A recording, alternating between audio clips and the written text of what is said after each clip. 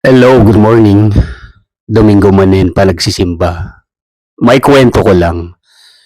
May kaibigan ako pumunta sa Taiwan at napansin niya sa ilang araw na pamamalagi niya doon na napakadisiplinado ng mga tao ron at mahigpit na pinapatupad ang batas nila patungkol sa waste segregation. Kaya napakalinis ng bansa nila. Hindi naman natin minamaliit ang bansa natin, no? May ginawa at ginagawa ang ating gobyerno.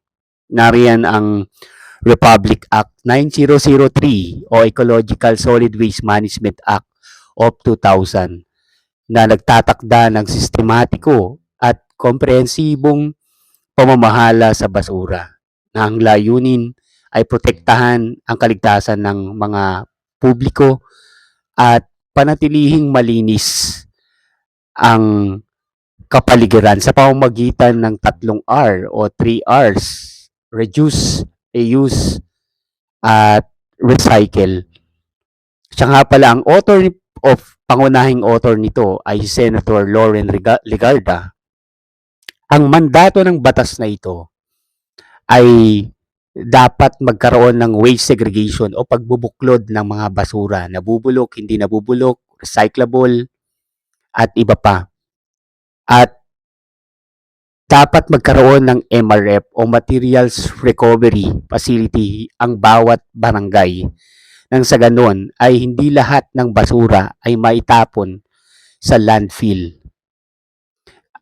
At syempre, pinagbabawal ng batas na ito ang pagkakalat at pagsusunog ng basura. At inuutusan ito ang LGU na ipatupad ang batas na ito at gumawa ng 10-year waste management plan at nilikha ng batas nito ang NSWMC o National Solid Waste Management Commission na siyang tagapangasiwa sa pamamahala o sa waste segregation ng bansa. Pero ang tanong ngayon, naipapatupad ba ng maayos o mahigpit ang batas na ito? Kayo na lang ang humusga. Kasi meron naman sa lugar sa Pilipinas tulad na lamang ng Bayawan City sa Negros. Panoorin nyo ito. Isa po akong SWM enforcer dito po sa Bayawan City. Sinisigurado ko po na maayos po yung pagkukolekta na segregated.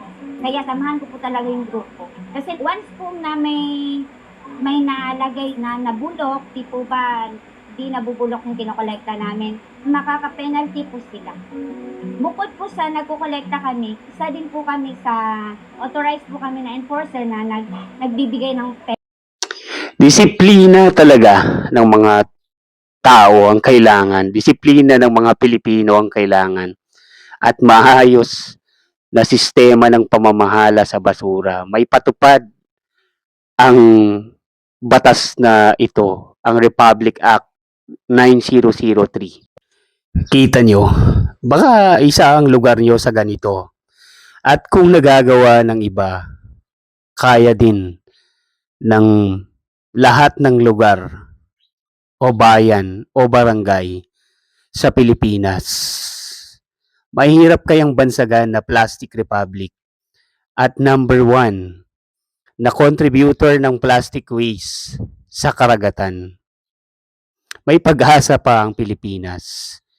Huwag tayong tumutok sa score lang o masabing dokumento na may ginagawa tayo. Isa buhay at isa puso ang pamamahala sa basura. Salamat.